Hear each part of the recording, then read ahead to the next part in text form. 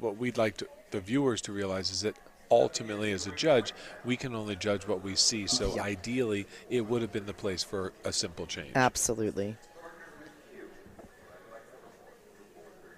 Caroline Carolina LaCosta, riding for Greystone Stables, is joining us now.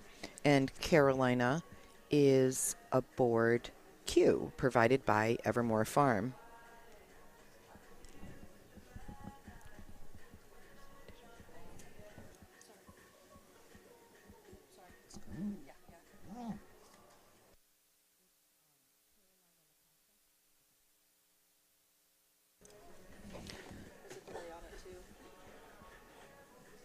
Here's a really good example, as we know with this horse.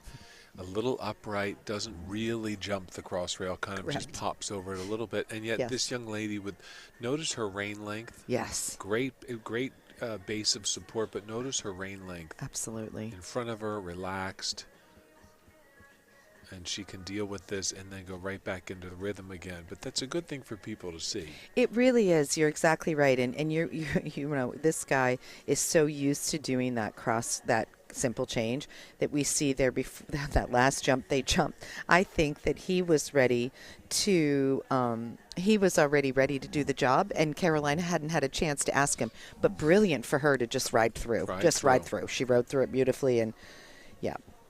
Oh, look at that. What a nice ride. I have a feeling we're going to be seeing this young lady in our sport for a long time. Absolutely. So exciting.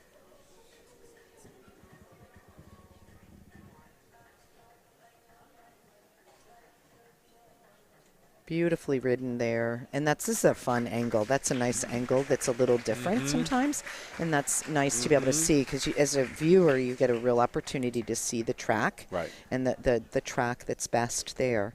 And there's always an optimum track that allows for the horse to be able to gauge and rate that takeoff.